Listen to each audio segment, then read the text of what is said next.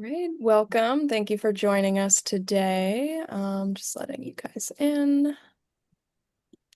We have a smaller group today, so we have more time for kind of more informal chats, questions, things like that. But we also have plenty of slides to share about the program at large, and our special guest Spencer is here to talk with us as well, which is wonderful. I'll get our slides up and introduce everyone on this call. Right, welcome to the first of 2026 information session for the Master of Science in Addiction Policy and Practice.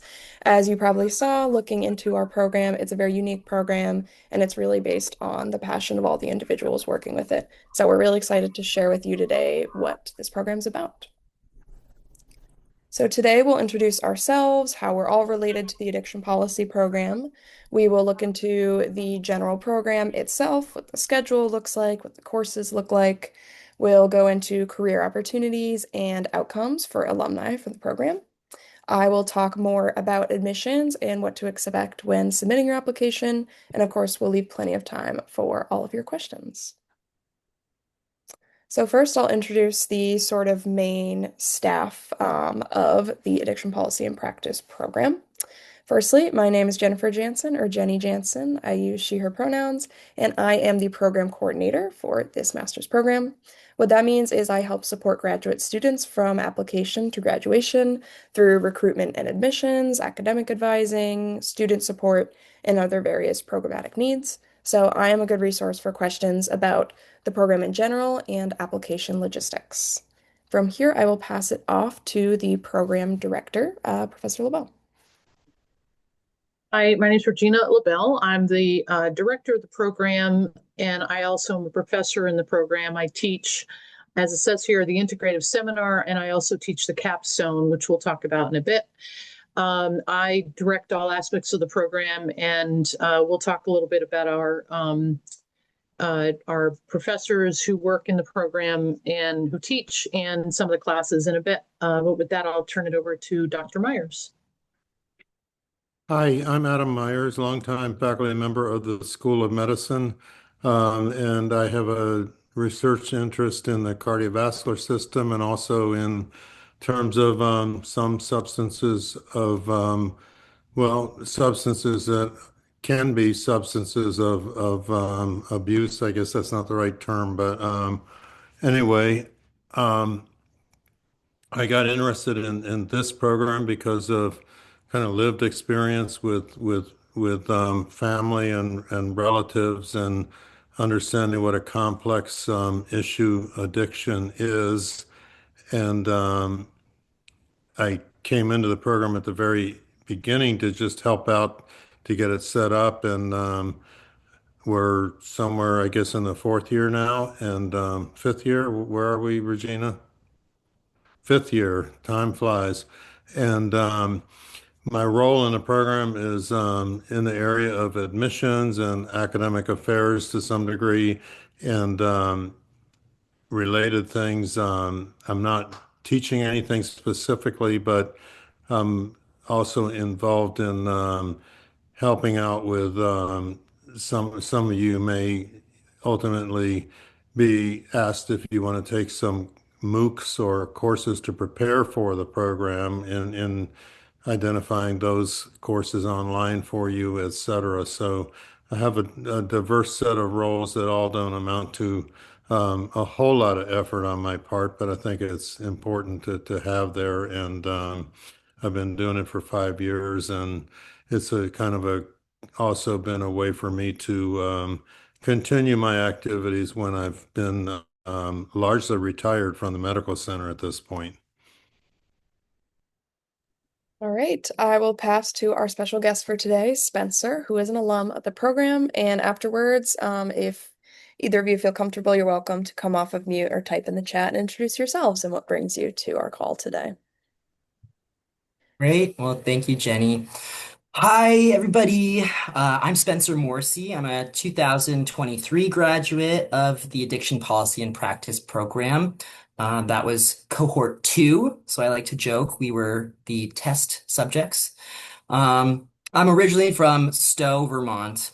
Prior to this program, I earned an associate's degree in liberal studies from the Community College of Vermont. Big fan of community college. And then a political science degree with a concentration on international relations from the University of Southern Maine. And then while at Georgetown during this program, I served as a student senator for GradGov, which is the graduate student body government. And I helped co-found Hoyas for Recovery, which has since grown into Georgetown's collegiate recovery program. In my current role, I serve as the manager of the executive office and the artificial intelligence lead at the National Health Council, where I work closely with our CEO on strategic initiatives at the intersection of patient advocacy, health policy, and emerging technology, specifically focused on AI at the current moment. And at its core, what we do at the National Health Council is bring together the voices of patients living with chronic diseases and disabilities, and also of their caregivers to influence federal policy, federal health policy, really. And yeah, I'd say that just to add this program was foundational in helping me bridge lived experience, policy expertise, and leadership. I'm somebody who has personal lived experience with addiction and recovery, as well as in my community, in my family. Really grew up with it all around me, which, was a big draw for me to this program. So that's a little bit on me. I'm excited to share more during today's conversation and learn a bit about you guys. Thanks so much for that intro, Spencer. Amy and Murad, you're welcome, either of you, to introduce yourselves as well. So I'll give a minute for you to gather your thoughts, and if not, we'll just move swiftly on. Hi, I'm Amy. I am about to finish a master in theological studies. I'm sort of just trying to think of what to do next.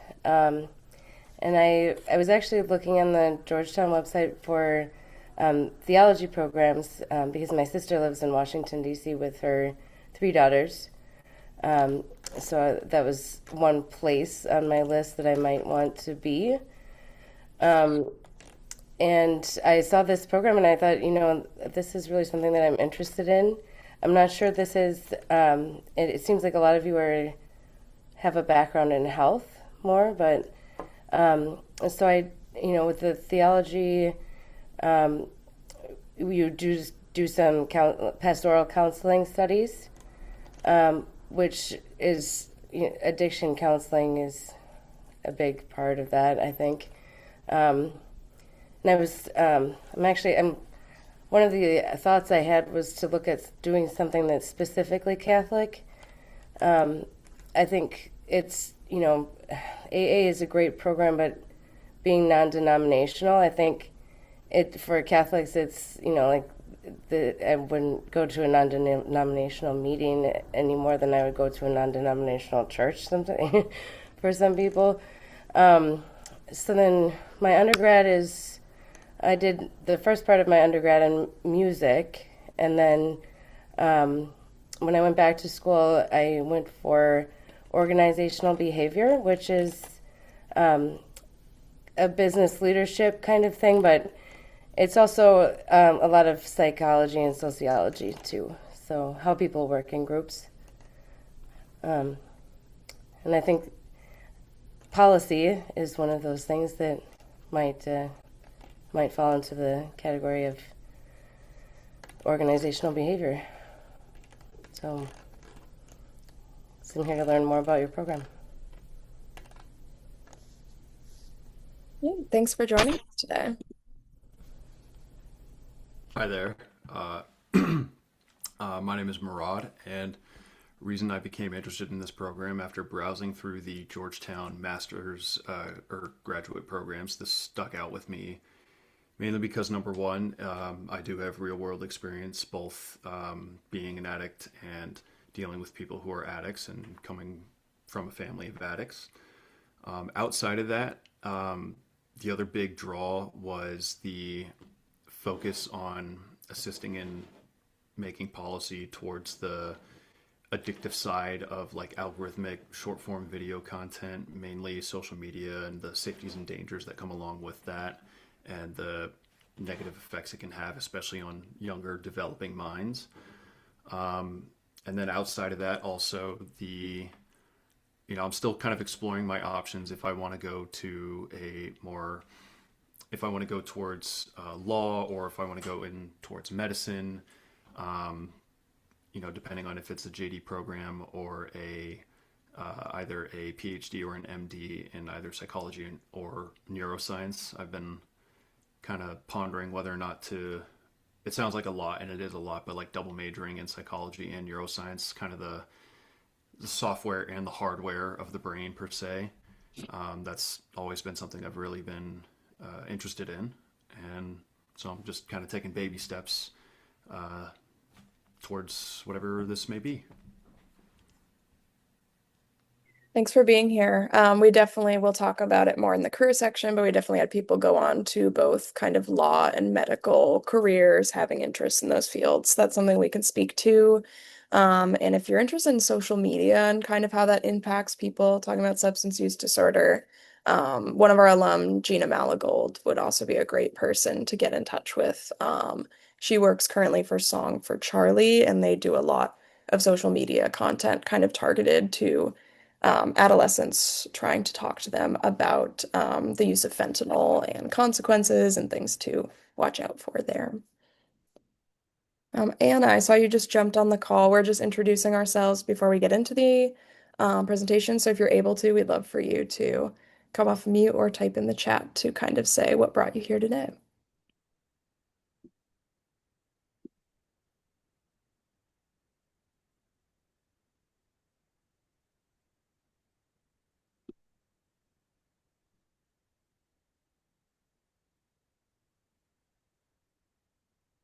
All right, we'll move on for now, but feel free to type in the chat any intro things if you'd like us to know that kind of going in to our presentation here. For now, I will go back to Professor LaBelle, who will talk about the faculty that make up the program. Thanks, Jenny. And thanks for sharing your backgrounds with us. And we'll talk a little bit more about both the faith aspect and other opportunities for further study. So we have all of our professors work in the addiction policy field in some way. So Dr. Amanda Lattimore is an epidemiologist. She also is, she previously taught at Johns Hopkins. She now does consulting on a number of addiction policy related areas. She teaches in the fall social epidemiology and addiction. Dr. Brendan Del Pozo is he's a professor at Brown University. He teaches comparative approaches to addiction policy in the second summer. Dr. Del Pozo has a really interesting background. He comes from a law enforcement background. He was a detective in New York's police department and was the chief of police in a city in Vermont. And then he went on to get his PhD. So has a really varied background and does a lot of research in kind of the nexus between law enforcement and drug interdiction. Dr. Wilson Compton is the deputy director of the National Institute on Drugs of Abuse, which is at NIH. He teaches Foundations of Addiction 1 and 2 in the fall and the spring. So that's where students learn again, the fundamentals of addiction. And the reason we use that term is because it's not just substance use disorder, it's also gambling disorder. And those are the two disorders that are listed in the Diagnostic and Statistical Manual, which is basically the manual for how you determine the medical conditions people have. Then next slide, please. We have Dr. Emily Einstein, who currently works at the American Society of Addiction Medicine, and she teaches fundamentals of neurobiology in the fall. Dr. Christopher Jones is the pharmacist who works for the Substance Abuse and Mental Health Services Administration. he teaches in both summers data and statistics, and those are about very specific data sets that the drug policy, addiction policy world use to determine, various aspects of addiction policy. And then Talid El-Sabawy, Dr. Talid El-Sabawy is an attorney and also a PhD. She is with Wayne State. She teaches the U.S. addiction policy, which is in summer one, and that's a survey course on how we got to where we are today in addiction policy. Next slide, please. And then finally, our final two professors I'm going to talk about are Shelley Weissman, who is an attorney, and she teaches in the spring right now mental health and addiction law and policy. She comes from a litigation background and also works at the O'Neill Institute at Georgetown Law, where she does a lot of policy research. And then finally, Beth Connolly, who teaches healthcare financing. And this is a very specific course on how we fund addiction treatment, recovery, prevention nationwide, both federal funding, which typically comes from Medicaid and SAMHSA, and then state funding as well. So as was said, we started this program, our first cohort was 2021, and I'm an attorney by training. I served in the Obama administration for 8 years and worked at the Office of National Drug Control Policy, which is an office within the Executive Office of the President that has been charged by Congress with overseeing the nation's approach to drug policy. So that includes both international interdiction, as well as the public health side.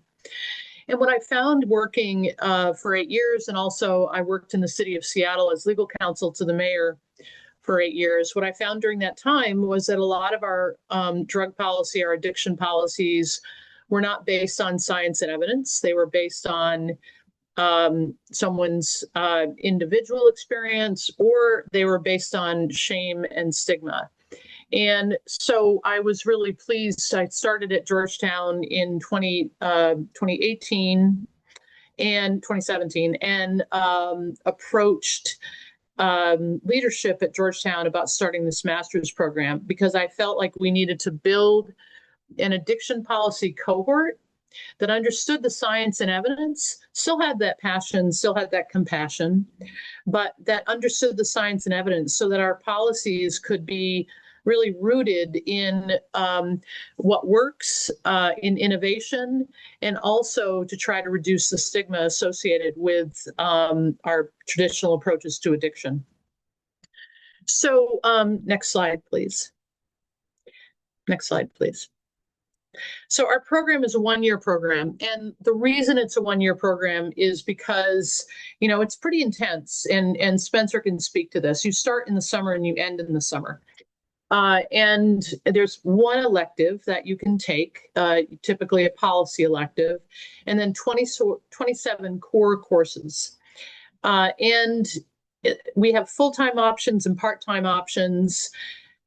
We've done a lot of research to identify other programs like this, and this is the only one that we found nationwide that's a graduate program that's specifically focused on preparing people to work in the addiction policy field.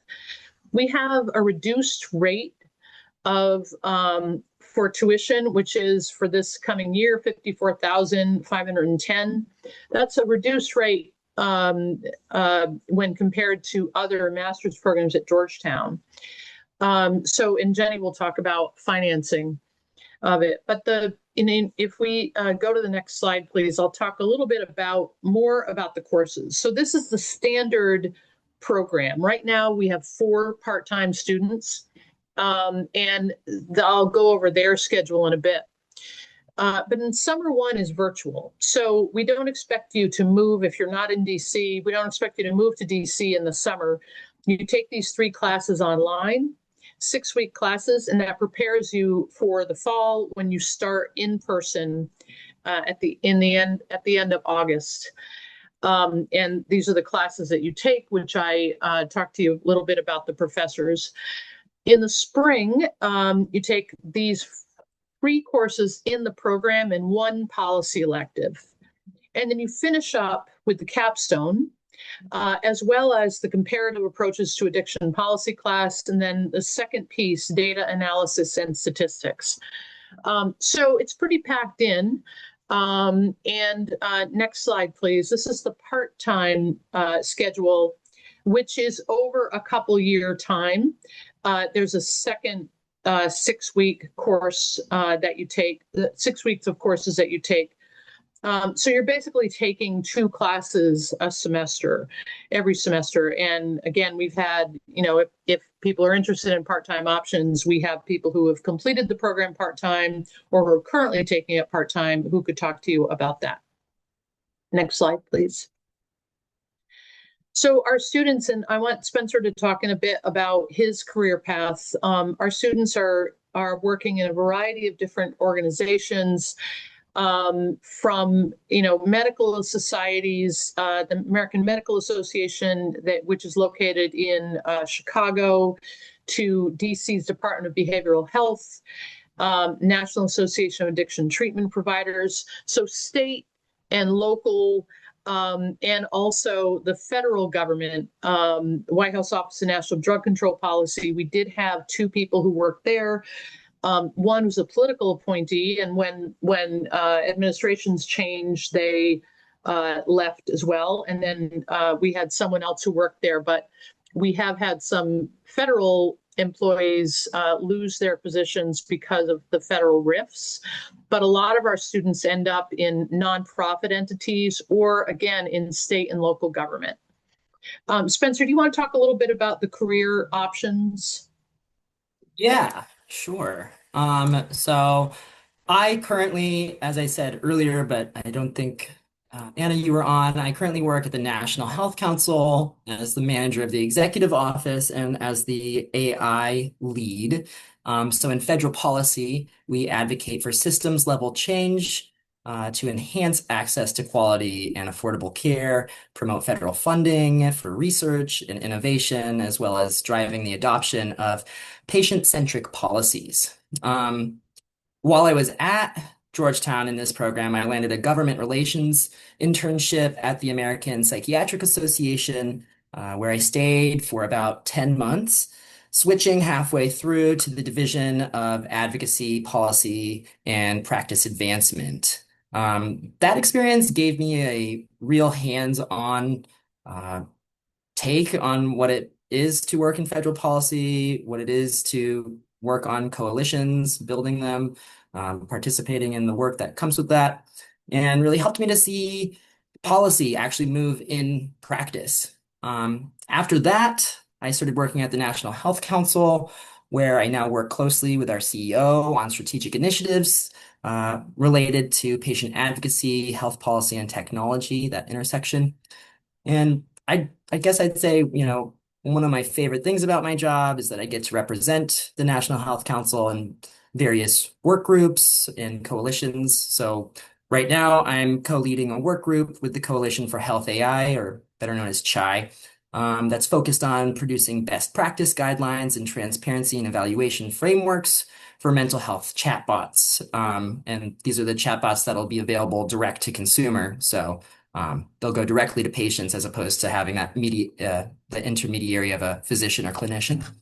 I'm also a participating member of the Substance Use Disorder Care Coordination Collab that meets monthly and brings together addiction policy leaders from across the country, where we discuss emerging trends and how policy to practice is translating and playing out in our communities. And I mean, it's just a really impressive community of both those currently enrolled and the alumni. I feel really lucky to have been able to stay in DC, and I've a lot of close friends, not just from my own cohort, but from cohorts before, or from the one cohort before me and the cohorts after mine. And that sense of connection has really continued well beyond graduation.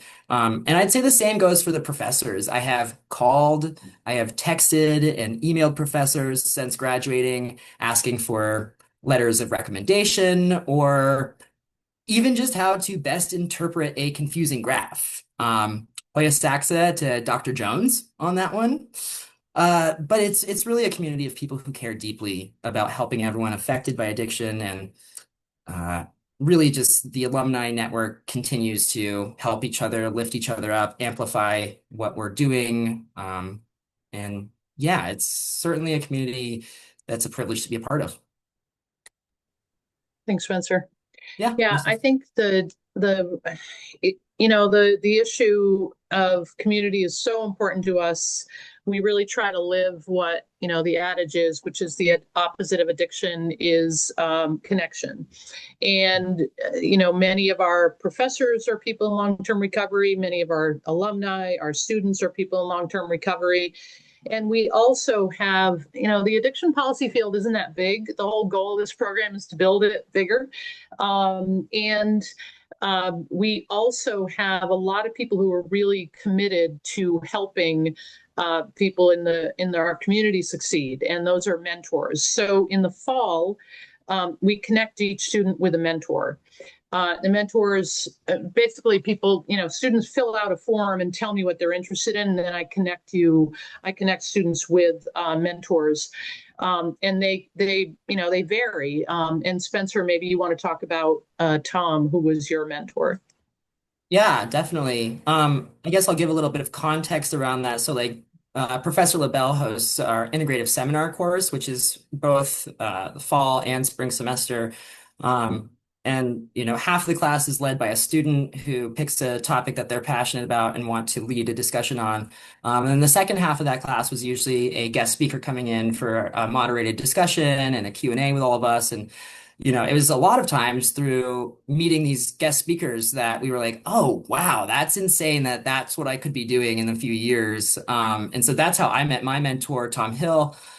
He came in and he's had a prolific career in DC across multiple industries. I mean, he's a wonderful artist, and he was really gracious in sharing that aspect of himself with me throughout the time we worked together in him mentoring me. But yeah, he really helped me to visualize what kind of a capstone I wanted to do. My experience with him, we'd go out and have lunch and just have these big discussions that would end up honing in on exactly what I wanted to focus on. Yeah, my capstone ended up being about introducing standards of care that are more so mandated outside of the US, like in the EU, around inclusive practices, best practices for treating and providing care for people who are transgender, and using that in the location of a primary care office to increase access to substance use disorder, as that's specifically a community that is pretty heavily impacted by substance use disorder, and also one that is significantly underrepresented in treatment across the US and also really across the globe. But so he was really able to help me understand what policy levers actually would lead to something like this, what policy levers wouldn't lead to this, what is just busy work on the Hill versus what's actually going to have an impact politically, but also on that granular community level. And so, yeah, I couldn't have asked for a better mentor. And it's very personal, I think he was my perfect mentor. I don't know if he would have been my classmates, but they all had mentors that were really good for them. I know Andrew Kessler, he's a pretty big, prolific lobbyist. And, he mentored my classmate, Kate Johnson, who's now working on the Hill. But, he continues to be a resource to me, to Kate, to all of us as far as helping us get letters of rec, and he wasn't even a professor, so it's a very encouraging group of people that we are introduced to. So I also wanted to point out in this picture, Ben Freyfeld, who is in cohort number 1, he works for the state of Maryland, and this is a picture of him. He works for the state of Maryland in their opioid response group. And this is a picture of him training the governor and the lieutenant governor on, on the use of naloxone. The final thing about the coursework and naloxone, I know, Amy, you mentioned, an interest in faith. Obviously, Georgetown is a Jesuit institution. In my integrative seminar, I always have at least one class on faith and addiction. We've had, and you might want to talk to one of our other alumni who her background was in theology and philosophy as well. So, while it's not, it's certainly something that's covered in our program. Next slide, please. So Spencer mentioned Hoyas for Recovery. Hoyas for Recovery is one way in which our students become involved in the Georgetown, Greater Georgetown community. It's an official graduate program, or is it a club? I'm sorry. It's officially a student club, but it's, I believe, recognized now as Georgetown's collegiate recovery program. A lot of clubs get funded, but our group has actually secured a specific space that is exclusive to us, that really creates that safety on campus that we were setting out to, facilitate. So Hoyas for Recovery is one way that our students become involved in the broader Georgetown community. And there are many other ways. We've had several events, a few pictures here. We've had some of our students distribute naloxone at various events in the district. Last year, we had an event on campus called For Mobilized Recovery. We had a panel with Spencer and other students speaking about the collegiate recovery programs. We've had students participate in SAMHSA's Walk for Recovery at the National RX Summit, which occurs annually in April every year. And then finally, Hoyas for Recovery has, for several years in a row, thrown Sober Tailgate at Georgetown Day, which is typically, a big event, end of classes, obviously, often a big drinking day for students. And we want to make sure that, students who don't drink or students who are in recovery have a place where they can feel a real part of the community. So there's a number of different ways. I think students are often surprised at how many ways they can become involved, not just on campus, but also we're in DC. So there's lots of things that people can do. Next slide, please. So I'll leave it to Jenny to talk about admissions. All right, I will talk a little bit about it as we approach our priority deadline today at the end of the day. Of course, we'll do rolling admissions until April, and I'll go into that too. But here are some handy tips for your application and when thinking about financing your degree. First off, here is the application checklist. This is a great thing to screenshot or take a picture of, but also all of these requirements are on our website as well. The first thing you're going to do is complete your application form. This is found at gradapply.georgetown.edu. You'll see a lot of handy apply buttons on our website.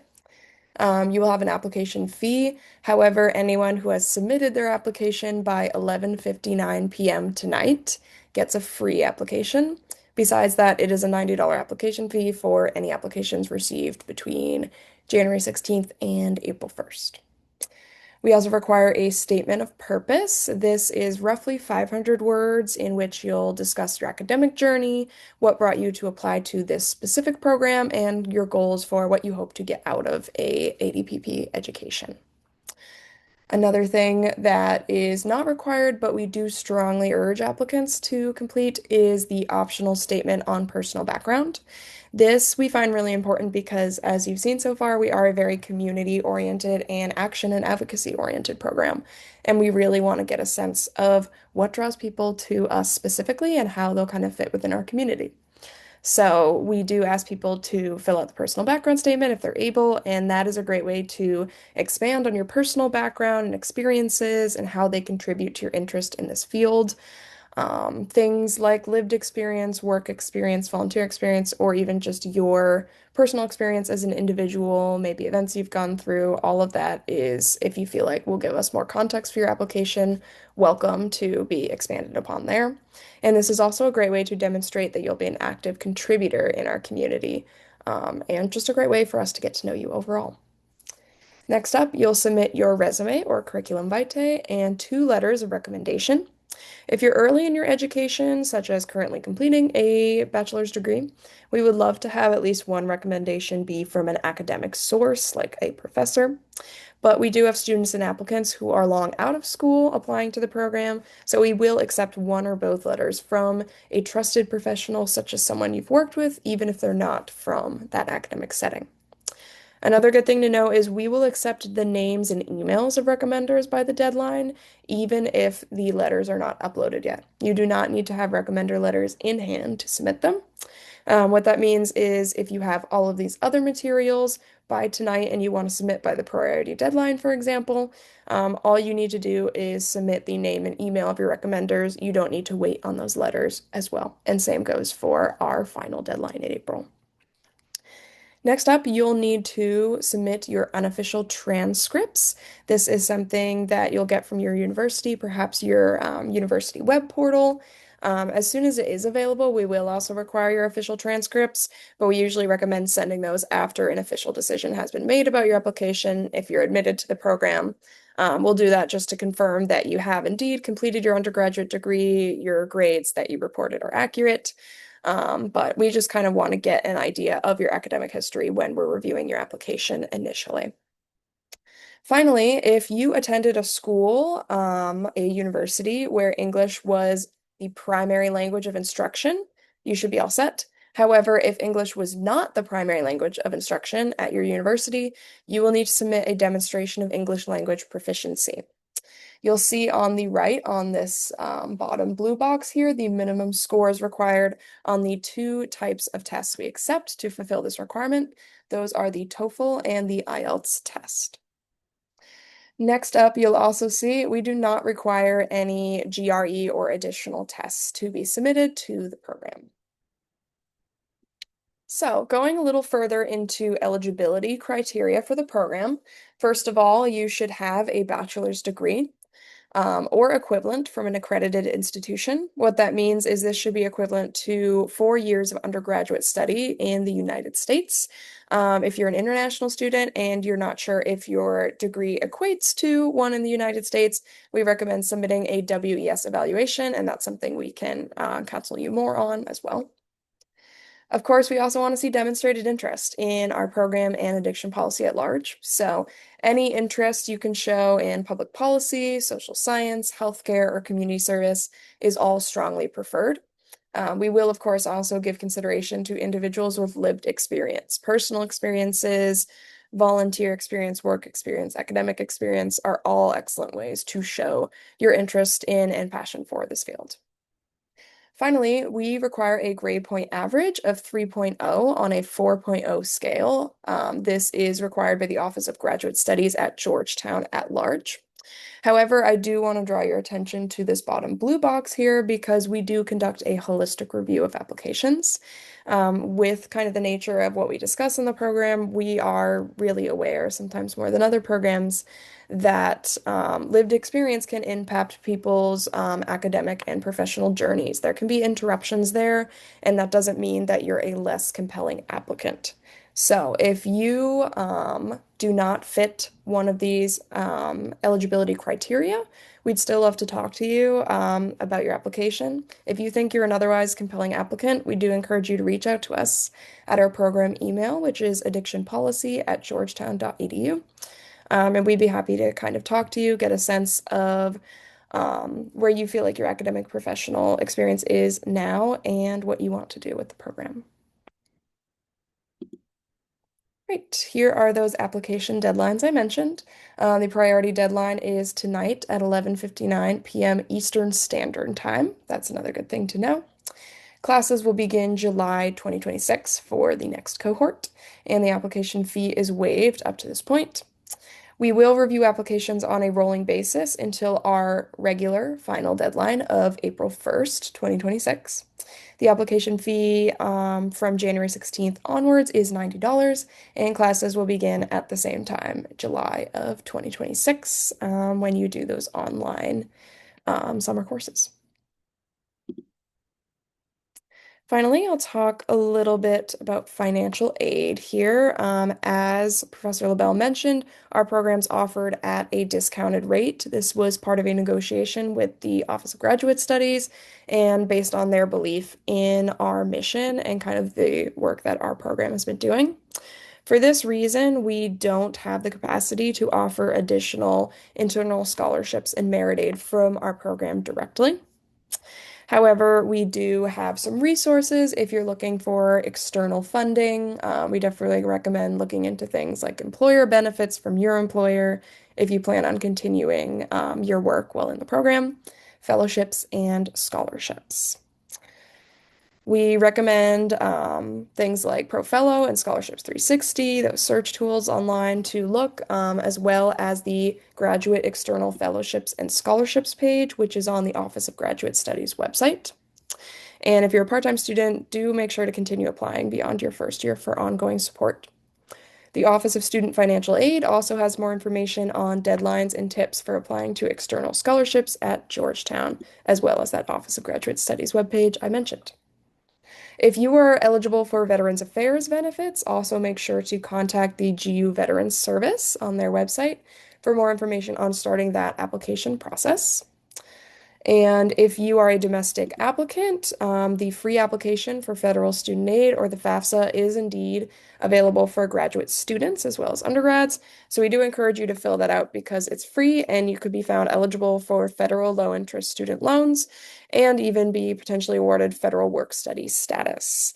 Whether or not you receive federal work-study status, however, you are still welcome to work part-time at Georgetown University if that's something you're interested in doing. There are part-time positions across Georgetown, and that can sometimes be a great opportunity to see what other programs are up to, such as the Department on Justice and Peace. They have a lot of good paid internships in different kind of advocacy fields every year. And we usually hire students across different departments and programs. Students are welcome to work up to 20 hours a week while studying at Georgetown. And typically, the minimum wage for grad students is a little higher than the federal one in DC. The federal one right now, I believe, is $17, or sorry, the state rate is around $17 in DC, which is pretty decent. However, it ranges from about $19 to $23 an hour for Georgetown University graduate positions. So that's a great thing to check out. The Graduate Career Center also offers resources to find and apply to external scholarships and fellowships, and of course is there for you if you are an enrolled matriculated student applying for jobs. And another thing to note about applying for jobs is you can do that as soon as you're enrolled in the program. So if you've been admitted, you submit your enrollment deposit, you can immediately start looking for on-campus jobs through the GMS or Workday portal for Georgetown. Finally, the Georgetown Office of Revenue and Receivables offers monthly installment payment plans for tuition through their office. You can sign up for that once you receive your first tuition bill for Georgetown. All right, thank you all for joining us today. I know we had a lot of information to share with you, so we're excited now to pass it over to you. If you have any questions for anybody on this call, feel free to go off of mute, use the raise hand function, or type in the chat, and we'll get right to you. And here's our program contact information. If you want any other ways to get in touch with us, we really appreciate you being here today. You can reach out via phone. That's our phone number under my contact card, as well as our email, addictionpolicy@georgetown.edu. We also recommend following our Instagram and our LinkedIn, where we'll give updates on other info sessions, events we're hosting, and it's a great way to see what our students are up to, where they're working, what they're excited about. So it's a great way to kind of see in real time what people are doing with a addiction policy education. So thank you for joining us, and it was a pleasure to have you. Thank you. Have a good day. Thank you. Thanks, y'all. Talk later. Good luck, everyone. For joining.